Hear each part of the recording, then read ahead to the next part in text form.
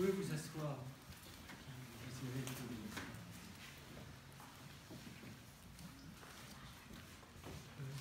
Je vais beaucoup sortir cet obstacle. Comme ça, on est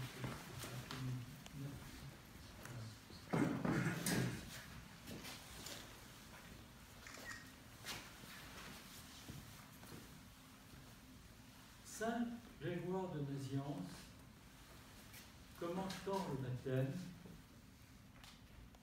dit qu'il y a 5 baptêmes dans la tradition. Le premier baptême, c'est une figure du baptême, c'est le passage dans la mer Rouge du peuple élu, avec Pharaon qui est englouti par les eaux et qui symbolise le démon et les péchés. Le second baptême, c'est le baptême que nous célébrons aujourd'hui du Christ dans le Jourdain. Le troisième baptême, c'est celui que nous connaissons, le baptême sacramentel, dont je vais vous parler dans un instant. Le quatrième baptême est supérieur et nous connaissons qu'il a eu lieu en ce moment parce qu'il efface tous les péchés et, y compris, il permet à quelqu'un qui confesse le Christ n'étant pas auparavant baptisé, d'être baptisé.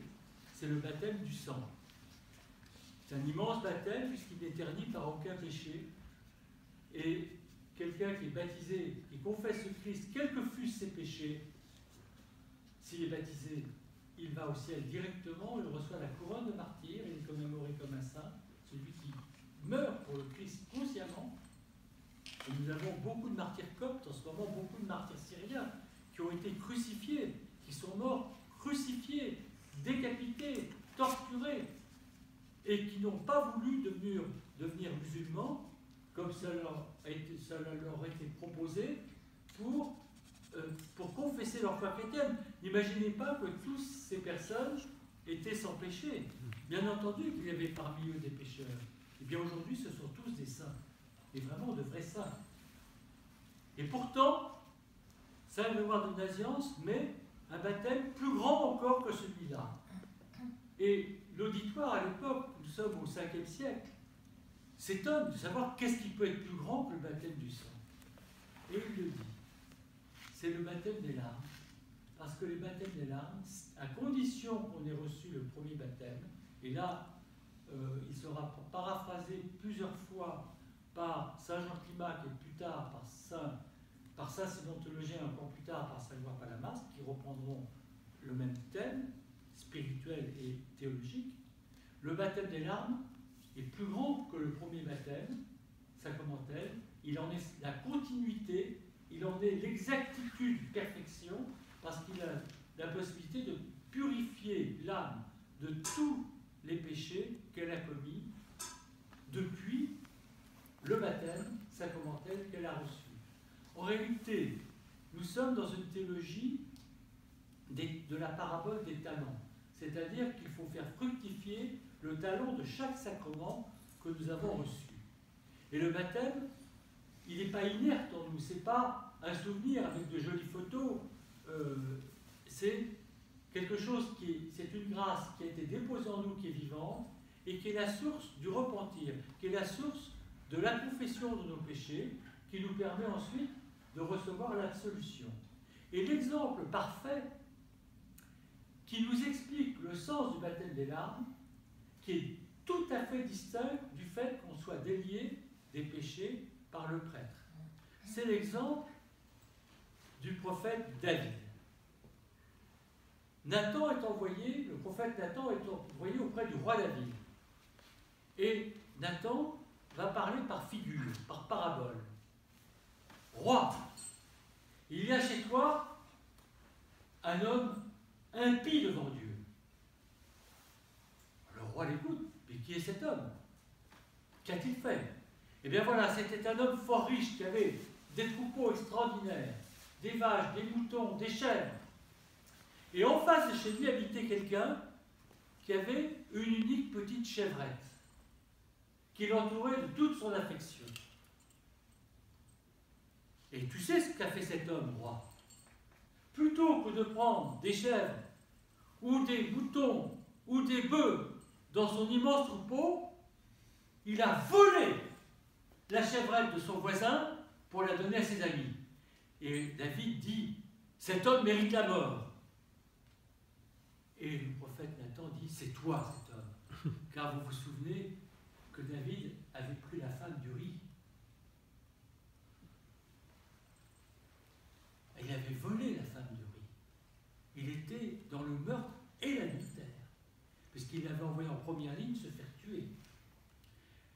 À ce moment-là, David a le repentir, le même repentir que le bon larron sur la croix. Car le repentir va rendre intacte notre âme, la purifier comme vous n'imaginez pas. Dieu a mis le repentir comme la grâce vivante du baptême dans nos cœurs. Avec le baptême, il a semé la métanoïa, le repentir. Et il va dire que Dieu me pardonne car j'ai péché. Il ne se justifie pas. Il ne dit pas, elle était tellement belle, elle m'a fait des yeux doux, etc. Il ne raconte pas une histoire très longue, comme parfois on raconte à son coiffeur, on raconte la vie, tout ce qu'on a fait, etc. Non, non, non. Il est bref. Il dit, j'ai péché. Il n'enjolive pas les choses. Il ne justifie pas. Il ne dit pas, ce jour-là, j'étais un peu fatigué, j'avais besoin de consolation, elle passait par là. Il n'explique rien. Il ne justifie rien, comme nous avons tellement l'habitude de le faire. Et là, il se met à genoux, le front à terre. Et Nathan lui dit, parce que tu as reconnu ton péché, Dieu te le pardonne. Ceci n'est que la première partie du repentir. Car deux choses qui sont rarement expliquées dans l'Église existent dans la vie spirituelle. Être délié de ses fautes par le mystère de la croix du Christ, par la confession de ses péchés, est une chose, et elle est fondamentale. Mais la passion qui nous a entraînés à l'acte délétère, que nous avons nourri dans notre cœur des années durant, n'a pas rendu notre âme intacte. Notre âme a été souillée, notre cœur a été souillé. Nous sommes déliés du poids du péché, de l'acte, mais nous ne sommes pas purifiés, catharsis, de la passion que nous avons nourri notre âme. Essayez d'arrêter de fumer comme ça brusquement, c'est impossible. Il faut des efforts énormes pour arrêter de fumer. Et pour une passion, parce qu'au fond, la fumée, le tabac, c'est une passion. Pour n'importe quelle passion dans ce monde, c'est long. Et là est le sens du baptême des larmes. Car le baptême des larmes, qui est une théologie dans l'Église orthodoxe, la théologie des larmes existe. Eh bien, le baptême des larmes, c'est ce qui va faire que David, bien que pardonné, bien que ne portant plus le poids de ce péché devant Dieu, Dieu l'a déchargé du poids de ce péché, va pleurer des années durant, nous écrire le psaume 50, écrire d'autres psaumes de pénitence, de repentir, avec le génie prophétique qui était le sien, parce qu'il faut des années de larmes pour purifier d'une passion qu'il a commis, qui l'a poussé à commettre un tel crime. Eh bien, les larmes, c'est ce que le Seigneur admire le plus dans la vie spirituelle. Ces larmes de détresse sur nous-mêmes, de deuil sur nous-mêmes. Vous savez que la seconde béatitude, en grec, c'est le mot pentos. C'est bien heureux, les endeuillés, car ils seront consolés.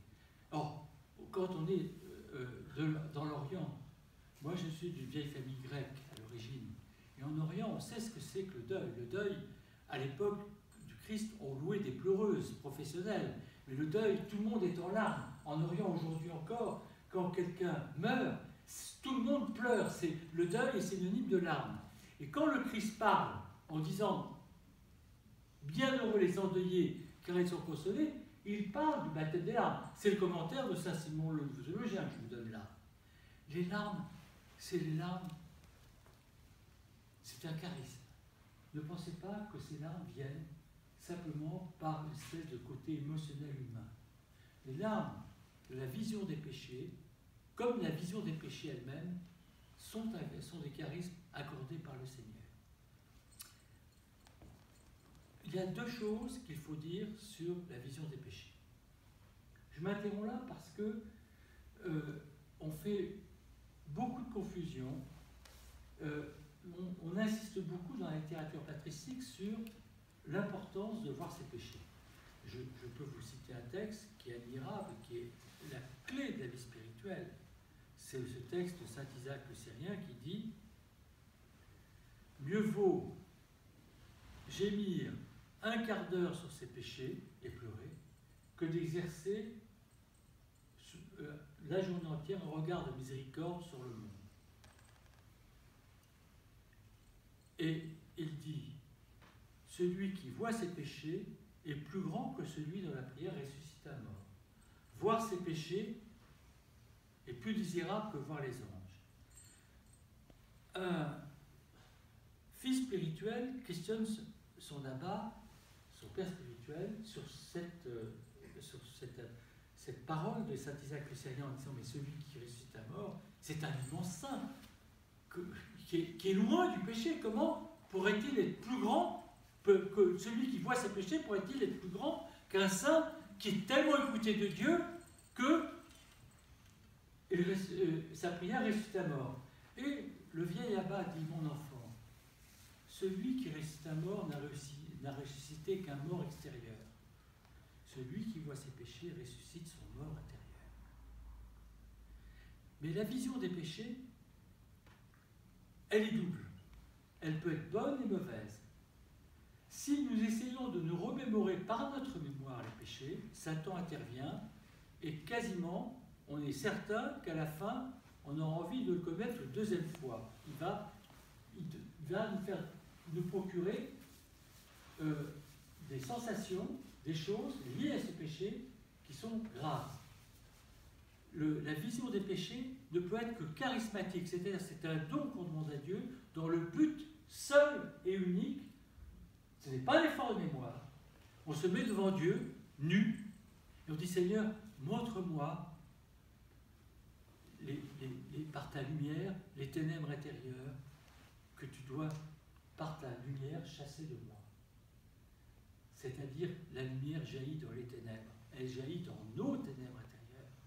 La vision des péchés est charismatique.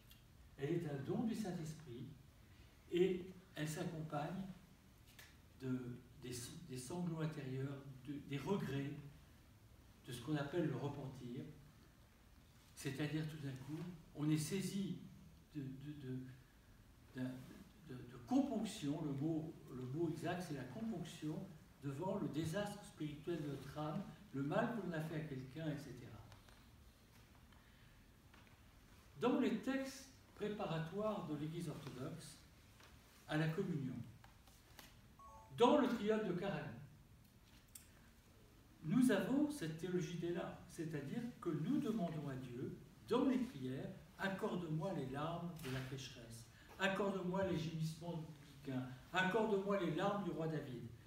Il y a des milliers de textes dans lesquels le croyant est conduit à demander ce baptême des larmes, cet immense baptême des larmes sur lequel il sait qu'il ne sera pas guéri, il n'aura pas la catharsis, la purification, la guérison, la purification de son cœur et de son âme. J'invite beaucoup, et probablement je remettrai en vente ici des textes de prières préparatoires à l'Eucharistie qui sont très importants. On peut les trouver aux livres de prière, édition de la Fraternité, Saint-Gloire-Palamas, boulevard Sébastopol. C'est la meilleure traduction. Il faut demander le livre de prière numéro 1, il me semble, 2. Est-ce qu'il y en a 2 ? Et dans ce livre de prière, il y a toutes les prières de préparation à recevoir la communion, dans lequel le don des larmes est demandé. Donc ce n'est pas quelque chose qui est réservé à des moines, qui est réservé à des saints, qui est réservé à une élite spirituelle qui serait capable de recevoir ce don. Ce don, il est donné à toute l'Église, mais il a été oublié. Il est donc indispensable de comprendre que le baptême, l'actualisation du baptême, c'est le baptême des larmes. Ça, c'est quelque chose de fondamental dans l'Église orthodoxe. Je m'arrête là en disant simplement que le Seigneur, c'est la dernière parole de saint Isaac le Syrien, le Seigneur préfère à ceux qui chantent des louanges, ceux qui rentrent dans le deuil solitaire. Glorifions le Père, le Fils et l'Esprit Saint, seul Dieu dans tous les siècles.